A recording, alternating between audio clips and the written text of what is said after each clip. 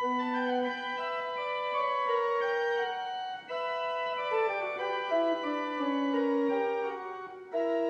organ actually has a very interesting history. It wasn't originally built for this church. It was built in 1794 for a church in Clapham where William Wilberforce used to worship. The organ itself is still the original organ. So there are pipes and soundboards and bits of wood that are over 200 years old now. One particular thing that's unique about it is the action of the keyboards. It's called a Barker lever action, and only a few of them were made because they were really expensive to make. It's a sort of pneumatic lever action. Well, there's all sorts wrong with the organ due to the fact that it's so old, really. One obvious problem is that some of these keys don't work. They're broken near here. Another key we've got here, we've had to jam some card underneath it in order to stop it sounding constantly.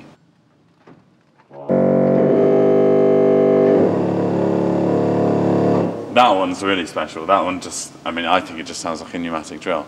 And you don't really have the right pitch anymore. You've just got this sort of harsh rumble. The soundboards, some of which are 200 years old, are cracked. And as you go up the keyboard,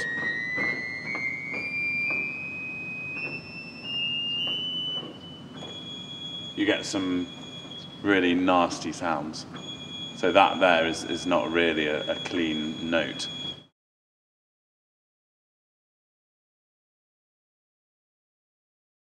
Well, the first thing is we take lots of photographs so we know how to put it back together again. Then we dismantle the individual components and then it all comes back to Devon. In this case, we're going to erect the organ in the workshop because it's such a complicated machine. Then we'll dismantle it again and put it back up in its new location in the north transept.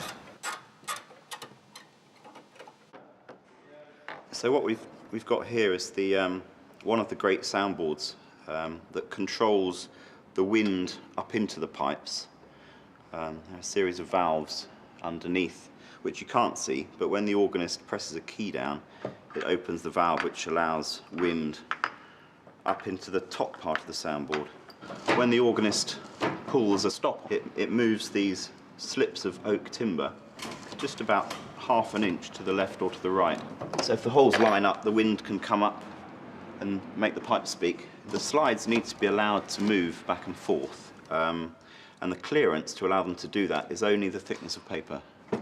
And behind these trackers, you can see one of the Barker lever machines. It's a bit like power steering on a car, really. It takes away some of the effort.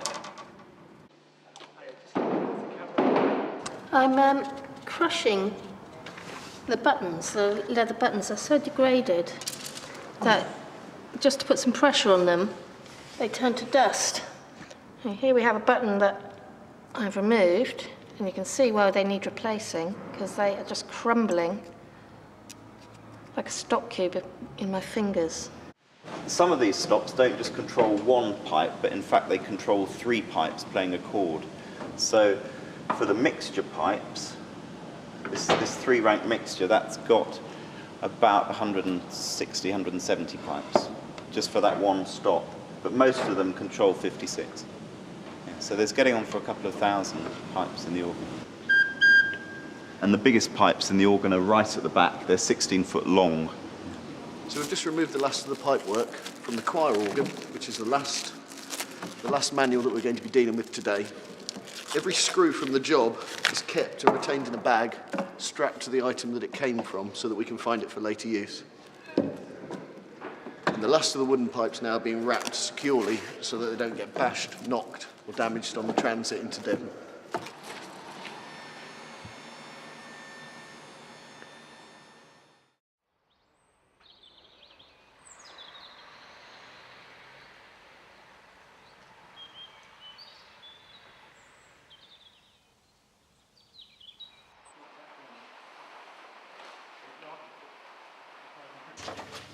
I have a sheet of split skin leather, sheep leather, which we then cut into strips, like that. Then we've got to stick all the strips together on a huge roll, like that. Then once we've done that,